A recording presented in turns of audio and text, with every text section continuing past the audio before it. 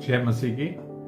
प्रभु यीशु मसीह के मधुर मीठे नाम में आप सभी को यीशुआलय के इस YouTube चैनल में स्वागत है। ये समय हम लोग स्वर्ग राज के तीसरे भाग में प्रवेश कर रहे हैं। आइए हम लोग अपनी आंखों को बंद करें और एक छोटी सी प्रार्थना में जाएंगे। अनुग्रहकारी प्रेमी पिता परमेश्वर, आपके चरणों पर आते हैं। इस समय पिता परमेश्वर, जो वचन आपने हमें दिया है इसे तोड़ के आप हमें दे, ताकि मेरे प्रभु, मेरे सुनने वाले और ये वचन उनके जीवन में गहराई से कार्य करने, उनके हृदय में छप जाने के लिए तो सहायता करना। आपकी पवित्र आत्मा के अभिषेक में इस वचन को तोड़ के देने के लिए आप सहायता करें। सभी यीशु मसीह के मधुर मीठे नाम से मांगते हैं, सुन और ग्रहण कर स्वर्गीय पिता, आमीन।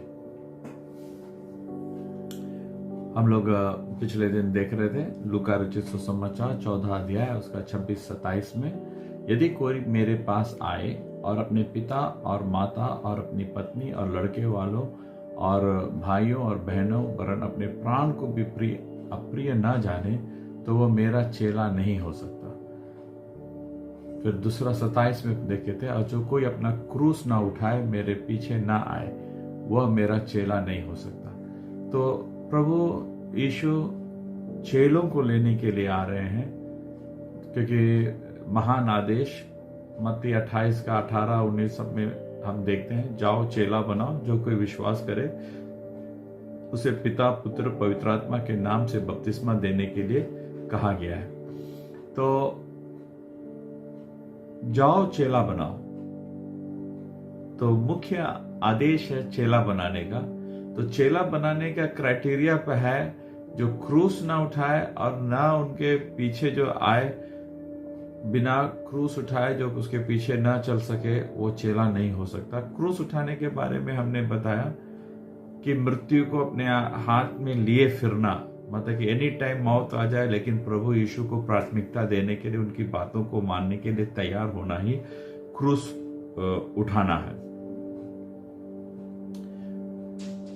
एक और कंडीशन इसमें है कि अपने माता पिता, अपनी पत्नी, अपने भाई बहन, अपने बच्चों, सबसे प्रिय प्रभु को जानना है।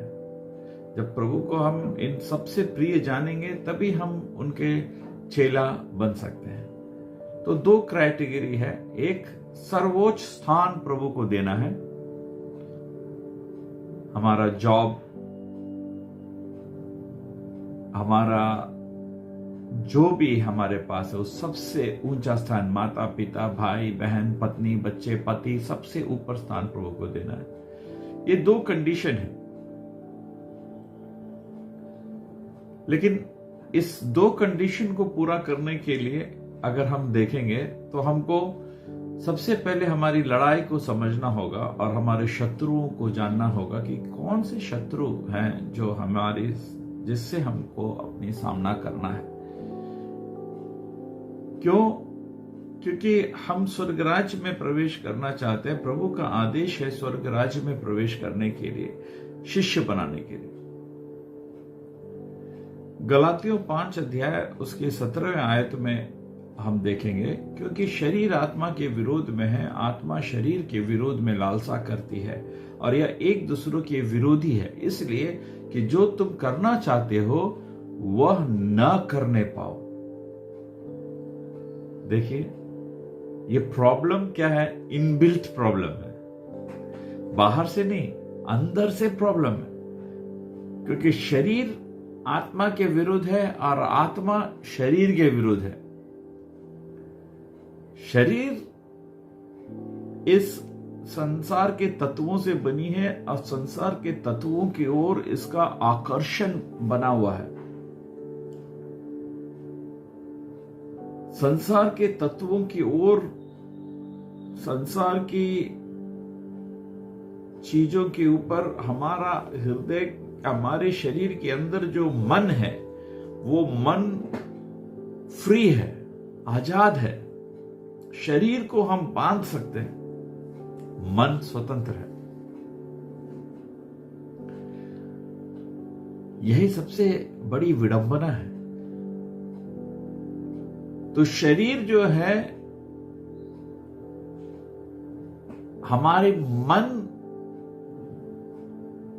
की इच्छाओं के अनुसार मन जहां जहां जाती है, जो जो चीज देखती है, उसको पाने के लिए हमारा शरीर तड़पता हुआ उसका पीछा करता है।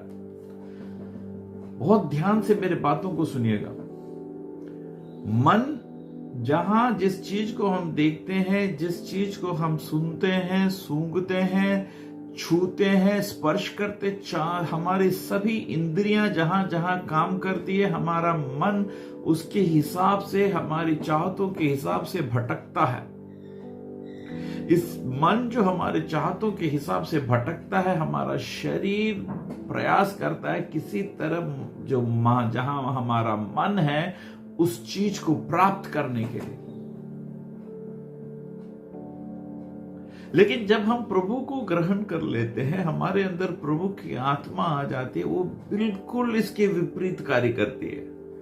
प्रभु की आत्मा का कार्य होता है कि सबसे पहले जो भटकने वाला मन है उसको काबू करने का, उसके विरुद्ध चलती है। मन कहता है उधर जाने के लिए, वो खाने के लिए, वो पीने के लिए। आत्मा कहते हैं उधर नहीं जाना, इधर चलो, वो नहीं खाना है, ये चीज देखो, ये खाओ, ये अच्छा है, वो चीज नहीं पीना है, वो अच्छा नहीं है। ऐसा एक एक चीजों में ये दोनों विपरीतार्थक चीज हैं, एक दूसरे की विरोधी हैं। शत्रु कहां है? लड़ाई कहां हो रही है? हमारे अंदर हो रही है। इसको एकदम बारीकी से हमको समझना जरूरी है। हम कुछ योगा कर लेंगे, कोई दवाई खा लेंगे, कोई पढ़ाई पढ़ लेंगे, ये संभव नहीं है इसको हैंडल करना। कुछ दिन तक हम रुक सकते हैं, कुछ दिन तक हम अपने मन पर काबू कर सकते हैं, कुछ दिन तक हमारे स्वभाव को हम बदलता हुआ हम दिखा सकते हैं, लेकिन कुछ दिन के बाद वह पुनः जागृत हो जाएगा, वो अपने कार्य में लग जाएगा। इसमें हमारी आत्मा के हाथ में, हमारी जो आत्मा है, प्रभु की आत्मा के हाथ में अपना मन को सौंपना है। मन को प्रभु के चरणों में हम जब सौंप देते हैं, प्रभु की आत्मा हमारे मन के ऊपर कार्य करना शुरू कर देती है। पिछले अध्याय में मैंने बताया पवित्र आत्मा बहुत महत्वपूर्ण है। वो एक चादर है, वो एक जीवन शैली है। जब मसीह लोगों को जीवित रहने के लिए, स्वर्गीय बने रहने के लिए पवित्र आत्मा के अधीन, उसकी अधीनता में उसको बने रहना है। जब पवित्र आत्मा की अधीनता में हम रहेंगे, हम जीवित रह सकते हैं इस पृथ्वी लोक में। आज इस पृथ्वी में हम स्वर्गीय होकर के बने सकते हैं, जब तक ये पवित्र आत्मा हमारे ऊपर मंडराती रहेगी, हमारे ऊपर रहेगी। जब ये पवित्र आत्मा को हम खेदित कर देते, पवित्र आत्मा हमें छोड़ देती है, हम स्वर्ग राज्य में नहीं रह सकते। क्योंकि स्वर्ग राज्य में जीने के लिए, रहने के लिए, चलने के लिए हमको जरूरी है पवित्र आत्मा। तो ये हमारी आत्मा जब हमारे मन को इस पवित्र आत्मा के हाथ में सौंप देती है, तो इसके ऊपर पवित्र आत्मा मंडराती है, हमारे मन को काबू में कर लेती है। अब हमारा मन नहीं, आत्मा, प्रभु का आत्मा प्रधान हो जाता है। अभी तक हमारे इस स्ट्रक्चर में हमारा मन प्रधान है और हमारा मन की इच्छा के अनुसार हमारा शरीर कार्य करता है। लेकिन जब हम प्रभु में अपने जीवन को सौंप देते हैं, तो हमारा प्रभु प्रधान हो जाता है, पवित्र आत्मा प्रधान हो जाता है। उसके हाथ में हम अपना मन को सौंप देते हैं, वो सुरक्षित और नियंत्रित रहता है। जब मन सुरक्षित और नियंत्रित रहता है, चाहे प्रलोभन बाहर से जितनी भी आए, हमको मालूम है हमें क्या करना है, कैसे रहना है। इसको सामर्थ देने के लिए प्रभु का वचन निरंतर पढ़ते रहने से हमारा आत्मा बलवंत होता जाएगा। तो बार बार जैसे हम भटकेंगे, प्रलोभन आएगा, प्रभु का वचन जो हम पढ़ते हो हमारे दिमाग में, हमारे मन में कार्य करना शुरू करेगा, और हम अपने आप को इसमें छिपा करके रखेंगे प्रभु की आत्मा के अधीन में, ताकि मन जो है हमारा नियंत्रित रह सके। मन नियंत्रित रहेगा, हमारा शरीर नियंत्रित रहेगा, हमारी आत्मा नियंत्रित रहेगी। और इस मन को प्रभु के हाथ में, हमारा जो व्यक्तित्व है, हम जो है, हमको प्रभु के हाथ में, प्रभु की पवित्र आत्मा को सौंपना जरूरी है। जब हम ऐसा सौंप देते हैं, समर्पित करते हैं, रोज सुबह उठते समय, चलते फिरते समय आत्मा, पवित्र आत्मा को खोज के उसकी उपस्थिति में हम बने रहते हैं, तो हम योग्य हो जाते हैं स्वर्ग राज्य में चलने फिरने के लिए। तब स्वर्गीय निर्णय हम अपने जीवन में ले सकते हैं, अन्यथा हम स्वर्गीय निर्णय नहीं ले सकते। हम समाज जो करती है, दूसरी कलीसिया में जो घटनाएं घट रही है, वही हमारे साथ होगी। हम वही चीजों को देखेंगे, हम उसी को अपनाएंगे जो दूसरे घर में हो रहा है, दूसरे समाज में हो रहा है। हम ये नहीं देखेंगे स्वर्ग क्या कह रहा है, स्वर्ग क्या कह रहा है, हमको कैसा होना चाहिए, मेरा ध्यान उस पर नहीं रहेगा। इसीलिए हम लोग को ध्यान देना जरूरी है कि हमारी आत्मा, हमारा मन, हमारी आत्मा पवित्र आत्मा के हाथ में हम सौंपें, पवित्र आत्मा के अधीन अपने आप को बनाए रखें, उस राजा के अधीन जो हमारे हृदय में राज्य करता है, अपने आप को सौंप के रखें, उनकी आज्ञाओं को माने, तो हम स्वर्ग राज्य में चलने के योग्य होते हैं। तभी हमारी प्राथमिकताएं बदलेगी, तभी हम क्रूस उठा के चलने के योग्य होंगे, तभी हम चेला बन सकते हैं। योग्यता स्वर्ग राज्य की प्रवेश करने की।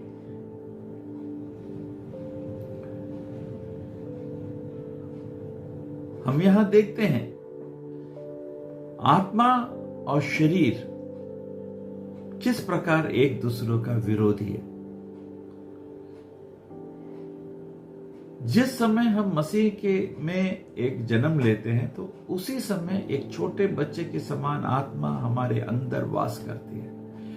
पवित्र आत्मा की सहायता से हमारा शरीर की लालसाओं को पूरा नहीं करके उससे लड़ते हैं, और धीरे धीरे हम आत्मा में आगे बढ़ते जाते हैं। हमारा मन को इस दुनिया में अधिकार है, और जब हमारा मन पवित्र आत्मा को पुकारता है, तब वचन हमारे अंदर आता है, और वो वचन में हम आगे बढ़ते हैं। दूसरा कुरिन्थियों 4 अध्याय उसके 17 आयत में हम देखते हैं, क्योंकि हमारा पल भर का हल्का सा क्लेश हमारे लिए बहुत ही महत्वपूर्ण और अनंत महिमा उत्पन्न करता जाता है। पल भर का कौन सा क्लेश? क्योंकि मन की चाहत को जब हम रोकते हैं, हमको क्लेश होता है, दुख होता है, शरीर बेचैन हो जाती है, क्योंकि हमने हमारी मन की इच्छाओं को कुर्बान करना शुरू किया।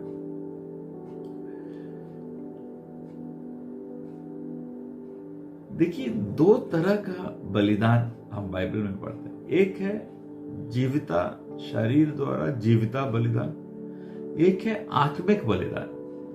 ये दोनों एक साथ होना जरूरी है। आत्मिक बलिदान तब है जब हमारे अपने सोल टाइज को हमने काट दिया, आत्मिक बंधन को हम काट देते हैं, आत्मा हमारे मन पर हम काबू करते हैं। वो कैसे काबू करते हैं? हम नहीं काबू करते, हम उसे परमेश्वर की पवित्र आत्मा के हाथ में सौंप देते हैं, उसके अधीन अपने आप को कर देते हैं। जब हम उसके अधीन करते हैं, वचन पढ़ते रहते हैं, वचन अध्ययन करते रहते हैं, उसको हम बलवंत होते जाते हैं, और हमारा समर्पण पूर्ण रूप से हो जाता है। पवित्र आत्मा हमारे मन के ऊपर हावी हो जाता है।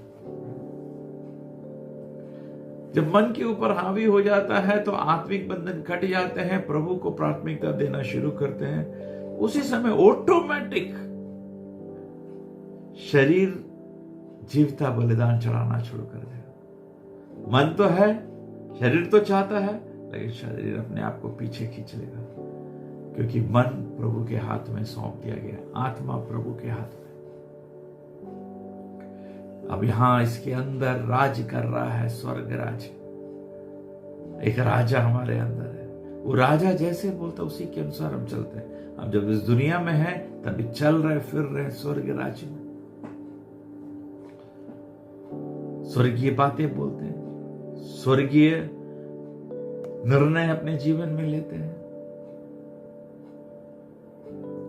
तो शरीर में हल्का सा क्लेश तो होगा, लेकिन यह बात हमको मालूम होना चाहिए, अनंत महिमा उत्पन्न करता है, अनंत महिमा। हमारी लड़ाई को हमें समझना जरूरी है। दूसरा चीज हम पिछले अध्याय में देखा था, दूसरे अध्याय, मेरा जुआ, मत्ती 11:29 में, मेरा जुआ अपने ऊपर उठा लो और मुझसे सीखो, क्योंकि मैं नम्र और मन में दीन हूं, और तुम अपने मन में विश्राम पाओगे। मेरा जुआ अपने ऊपर उठा लो, मुझसे सीखो, क्योंकि ये मैं नम्र और दीन हूं। तो इस विषय को हमने बहुत गंभीरता के साथ पिछले अध्याय में बताया था कि प्रभु से सीखना जरूरी है, नम्रता, दीनता हमारे जीवन में आना जरूरी है। ये आजाद नहीं है, प्रभु की इच्छा के अनुसार चलना ही है प्रभु का जुआ, नम्रता दीनता के साथ। हमारा मन का शांति क्या है?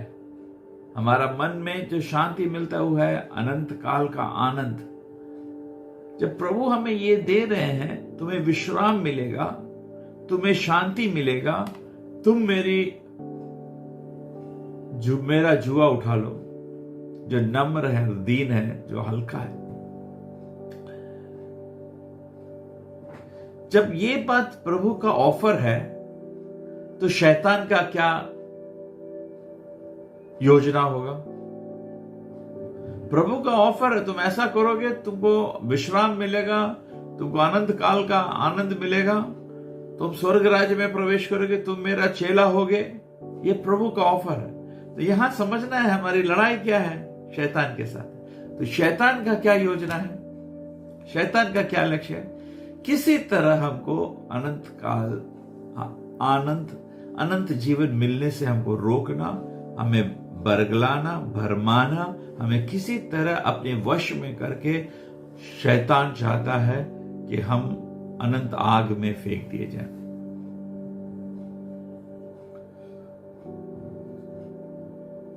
शैतान चाहता है प्रभु के साथ का अनंत काल को छीनना और प्रभु की जुआ को नहीं उठाना।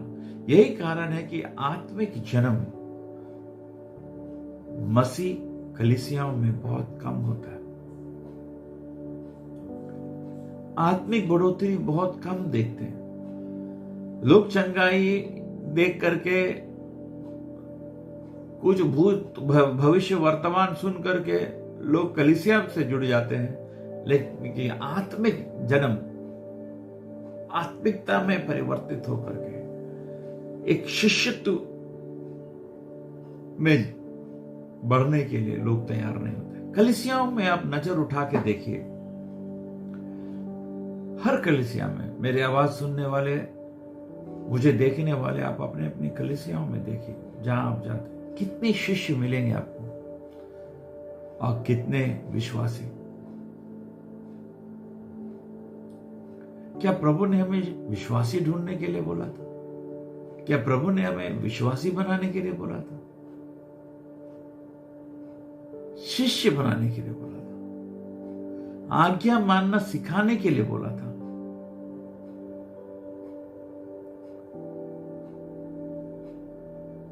और कंडीशन क्या था? जो आज्ञा माने उसे पिता, पुत्र, पवित्र आत्मा के नाम से बपतिस्मा दो।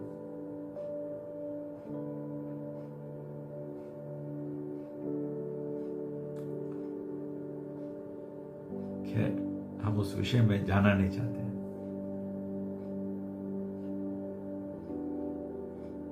तो शैतान की योजना में हम आते हैं। शैतान की योजना है कि हमें लक्ष्य से बाहर करना, स्वर्ग राज्य में चलने नहीं देना। स्वर्ग राज्य शैतान ने छिपा रखा है ताकि हम स्वर्ग राज्य को ना समझ पाए। उसके पास कोई हथियार नहीं है, शैतान के पास कोई हथियार नहीं है, क्योंकि प्रभु ने उसके सारे हथियार तो पहले ही छीन चुका है। कुलुस्सियों 2 अध्याय उसके 14 और 15 आयत में हम देखते हैं, और विधियों का वह लेख जो हमारे नाम पर और हमारे विरोध में था मिटा डाला, उसको क्रूस पर कीलों से जड़कर सामने से हटा दिया। और उसने प्रधानताओं के अधिकारों को अपने ऊपर से उतार कर उनका खुल्लम खुल्ला तमाशा बनाया, और क्रूस के कारण उन पर जय जयकार की ध्वनि सुनाई पड़ी। दृश्य लोक में जब प्रभु यीशु क्रूस पर लटके हुए थे, उनका प्राण निकल रहा था। अदृश्य लोक में एक लड़ाई हो रही है। प्रभु शैतान का वो सारा विधियों का लेख जो हम और आपके लिए था, लिख करके पिता परमेश्वर के पास अपना चिट्ठा लेके आया कि ये है सारा रिकॉर्ड, इस संसार के सारे लोग किस तरह से पाप में गिर गए, तुमसे दूर हो गए, सब मेरे हाथ में। हमारा और आपका नाम उस चिट्ठा में था। प्रभु ने इसे छीन लिया, क्रूस पर ठोक कर अपने लहू से पोंछ डाला। जब पिता परमेश्वर मेरा नाम खोजते हैं तो वहां प्रभु यीशु का लहू दिखाई देता है।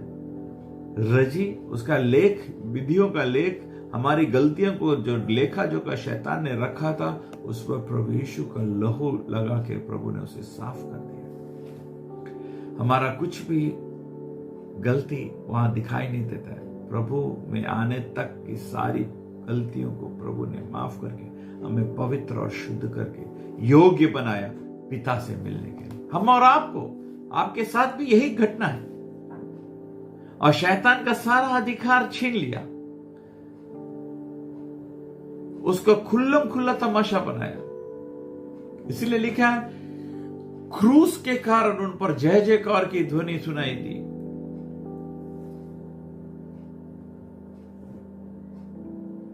अब शैतान के पास हथियार नहीं है प्रभु के लोगों के पास जाने के लिए। हथियार छीना गया। अब क्या है? सिर्फ स्कीम्स है, योजनाएं हैं, युक्तियां हैं। युक्तियों में हमें फंसाना चाहता है, कुछ स्कीम्स में हम लोगों को ले आकर के फंसाना चाहता है, और हमें प्रभु से बाहर निकाल करके स्वर्ग राज्य से बाहर कर देना चाहता है। स्कीम को कैसे शैतान ऑपरेट करता है, तो यहां पर वचन से हम अध्ययन करेंगे उन शत्रुओं को, उस स्कीम्स को जो शैतान हमारे सामने रखता है। पहला, मत्ती 4 अध्याय 8 से लेकर 10 तक हम पढ़ेंगे। मत्ती 4 अध्याय 8 से 10 तक। फिर शैतान उससे एक बहुत ऊंचे पहाड़ पर ले गया और सारे जगत के राज और उसके वैभव दिखाकर उससे कहा कि यदि तू गिरकर मुझे प्रणाम करे तो मैं सब कुछ तुझे दे दूंगा। तब यीशु ने उससे कहा, शैतान दूर हो जाओ, क्योंकि लिखा है कि तू प्रभु अपने परमेश्वर को प्रणाम कर और केवल उसी की उपासना करना। देखिए, कई बार हम लोग इसे पढ़े होंगे, लेकिन इसका अंदर का भेद देखिए, शैतान की युक्ति देखिए। शैतान हमारे सामने लाता है इस दुनिया का ऐशो आराम और इस दुनिया की अभिलाषा, ताकि प्रभु का शिष्य हम ना हो सके। उस वैभव, उस चटक बटक के पीछे, उस विलासताओं के पीछे, उस हमारे शरीर की वासनाओं के पीछे, इस संसार में जो हो रहा है उसके पीछे हम भटक जाए। एक बार उसे अपना लो, एक बार उस संसार के वैभव में तुम चले जाओ। शैतान क्या कहता है? तुम्हें क्रूस उठाने की जरूरत नहीं है, पूरा संसार हमारे हाथ में है। शैतान बुद्धि देता है, तुम्हें ऐसा करने की जरूरत नहीं है, तुम्हारा प्रभु बहुत बड़ा है। अरे एक बार फिल्म देखने से क्या हो जाता है? अरे एक बार दोस्तों के पास जरा जाने से क्या होता है? एक रात अपने दोस्तों के साथ रुकने से क्या हो जाता है? दोस्ती तो है, इसे प्रभु नाराज नहीं होगा, ये गलत नहीं है। थोड़ा सा घर में झूठ बोलने से क्या होता है? अरे इतना इतना तो चलता है। थोड़ा सा चख के देखने में क्या बुरा है? थोड़ी हम इसका एडिक्ट हो रहे हैं, बस स्वाद जानने के लिए चख रहे हैं, देखने के लिए चख रहे हैं। क्या होता है जानना चाहिए। आई शुड नॉट बी ए फूल, हमें एक बेवकूफ नहीं होना है। प्रभु बड़ा है, प्रभु जानता है ये सब। प्रभु जानने के लिए तुमको दिया है, इस दुनिया की चीजों पर अधिकार रखने के लिए तुमको अधिकारी बना है, तो तुमको मालूम होना चाहिए। इससे तुम्हारा कोई नुकसान नहीं होगा। तुम संसार में उतर के तो देखो, इस चीज को अपना के तो देखो, इसको छू के तो देखो, महसूस करके तो देखो, कितना अच्छा लगता है। शैतान की युक्ति, पहली युक्ति, हम एक अच्छा विश्वासी हो सकते हैं, इस संसार की अभिलाषा का आनंद ले सकते हैं। यही परीक्षा जब प्रभु यीशु के पास आया, तब उन्होंने क्या किया? प्रभु यीशु ने शैतान को डांटा। जब हमारे पास ये अपॉर्चुनिटी आती है छुप के कार्य को करने के लिए, मम्मी पापा से बचा के, दोस्तों से छिपा के, चर्च वालों से बचा के, पत्नी से बचा के, पति से बचा के, आपस में भाई बहनों के बीच में, ये सिर्फ भाई बहनों का मसला है, पापा मम्मी को इन्वॉल्व होने की जरूरत नहीं है। ये सब फ्रेंड्स का बात है, पापा मम्मी जानने का जरूरत नहीं है। भैया या भाभी जानने का जरूरत नहीं है। I will solve my problem. ये हम लोग की बात है, आपस की बात है। बहुत सारी बहाना बना करके, बहुत सारी बातें बोल के हम संसार की अभिलाषाओं को पूरा करने के लिए, इस संसार में उतरने के लिए बड़ी तीव्रता दिखाते हैं, उस युक्ति में फंस जाते हैं। स्वर्गराज हमसे चला जाता है। तो हमारे आवाज को सुनने वाले मेरे प्यारे भाई और बहनों, जवानों, इस युक्ति में ना फंसे शैतान की। आप नहीं जानते आप क्या खो रहे हो। प्रभु की उपस्थिति, प्रभु का राज, स्वर्ग राज आप खो रहे हो। आपका नाम जीवन की पुस्तक से हटा लिया जाएगा। धीरे धीरे धीरे धीरे आप संसार में डूबते चले जाओगे, आपको पता भी नहीं चलेगा कि सब कुछ शैतान आपका छीन लेगा।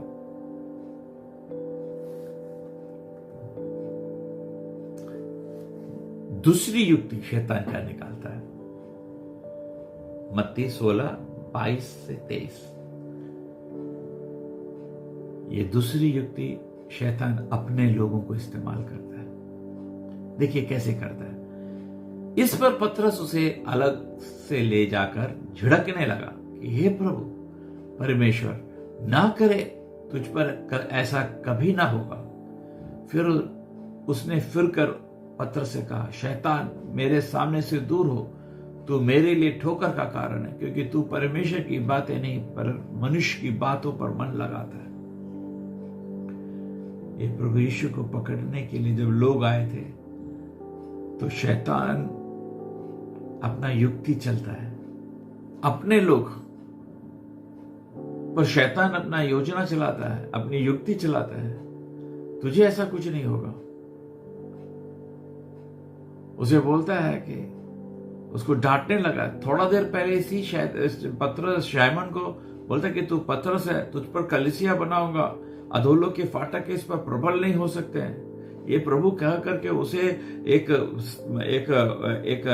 मजबूत अनॉइंटिंग किया वाला प्रभु को, ये पतरस उस प्रभु को ही, उस यीशु को ही जिसने उसे अनॉइंट किया, जिसे उसने ये बात बोला, उसी को डांट रहा है।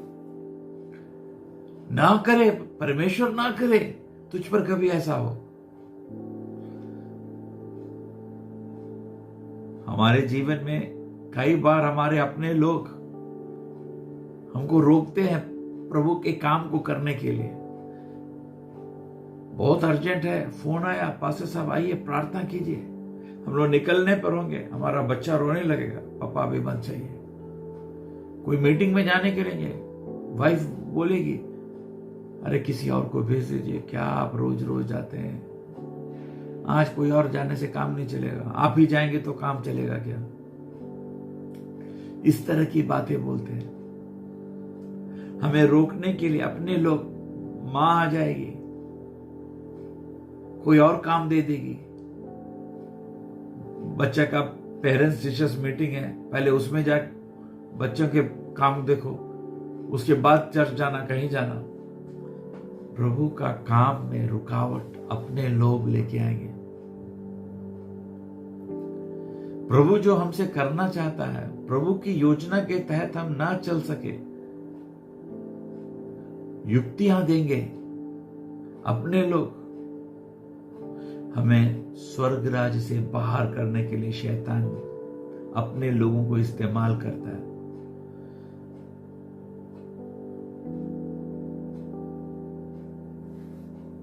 फिर प्रभु पतरस से कहते हैं, हे शैतान मेरे सामने से दूर हो, तू मेरे लिए ठोकर का कारण है, क्योंकि तू परमेश्वर की बात नहीं पर मनुष्य की बातों पर ध्यान देता है। इस घटना से हम देखेंगे कि प्रभु यीशु ने तीसरा युक्ति शैतान क्या लगाता है, हमारे स्वयं को इस्तेमाल करता है। शैतान हमारे द्वारा हमको पकड़ लेता है, हमसे कोशिश करता है कि परमेश्वर की योजना के विरुद्ध हम निर्णय ले लें। देखिए मत्ती 26:39, फिर वह थोड़ा और आगे बढ़कर मुंह के बल गिरा और यह प्रार्थना करने लगा कि हे मेरे पिता, यदि हो सके तो यह कटोरा मुझसे टल जाए, तो अभी जैसा मैं चाहता हूं वैसा नहीं, परंतु जैसा तू चाहता है वैसा ही हो।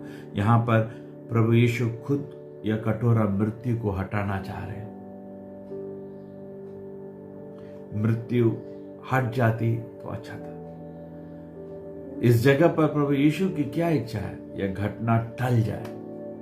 हमारा मन की इच्छा आती रहती है, लेकिन प्रभु परमेश्वर के पास हमारे जीवन के लिए कुछ और ही योजना है। इस परिस्थिति में प्रभु यीशु ने अपने आप को, अपनी इच्छा को परमेश्वर पिता के हाथों में सौंप दिया और कहा, लेकिन जैसा मैं चाहता हूं वैसा नहीं, परंतु जैसा तू चाहता है वैसा ही हो। यदि हम तीनों परीक्षाओं को पार करते हैं, तभी हम अपना क्रूस उठा के चल सकते हैं। ये आखिरी परीक्षा हमारा खुद, हम कई बार गिर जाते हैं, कई बार सोचते हैं आज नहीं कल करते हैं, कल नहीं परसों करते हैं, आज नहीं जाएंगे बाद में जाएंगे, हम नहीं करेंगे दूसरे को भेज देते हैं। कई तरह से हम विड्रॉ करते हैं प्रभु की योजना से। उस समय हमको मालूम होना चाहिए ये शैतान हमें इस्तेमाल कर रहा है कि प्रभु की महान कार्य, प्रभु की महान योजना जो प्रभु हमें स्वर्गराज में चलाना चाहता है, उससे शैतान हमें बाहर खींचना चाहता है। तो हम लोग अपने आप को समर्पित करें, प्रार्थना करें कि इन तीनों शैतान की युक्तियों में हम सावधान रहें और सावधान रह करके हम अपने आप को स्वर्ग राज्य में बने रखने के लिए पवित्र आत्मा के हाथ में अपने आप को समर्पित करें। आइए प्रार्थना करते हैं। अनुग्रहकारी प्रेमी पिता परमेश्वर, धन्यवाद देते सुंदर वचन के लिए। ये वचन हमारे हृदय में कार्य करने के लिए, अपने आप को सतर्क रखने के लिए तू सहायता करना, ताकि स्वर्ग राज हमसे छीनने ना पाए, शैतान की युक्तियों में हम फंसने ना पाए। मेरे प्रभु, आप हमसे बातें करता रहे, हमारा जीवन आपकी पवित्र आत्मा के अगुवाई में चलने के लिए तू सहायता कर, ताकि स्वर्ग राज हमसे छीनने ना पाए। सब यीशु मसीह के मधुर मीठे नाम से मांगते हैं, सुन और ग्रहण कर स्वर्गीय पिता। आने वाले अध्याय में हम देखेंगे क्या और किस प्रकार प्रभु की योजना हमारे जीवन में है। स्वर्ग राज में हमको जीते जी इस पृथ्वी में रहते हुए हमें चलना कैसे प्रभु सिखाना चाहते हैं। क्या है ये स्वर्ग राज इस पृथ्वी पर, हम कैसे उस पर चल सकते हैं, इसके बारे में हम अध्ययन करेंगे। प्रभु आप लोग सभी को आशीषित करें। जय मसीह।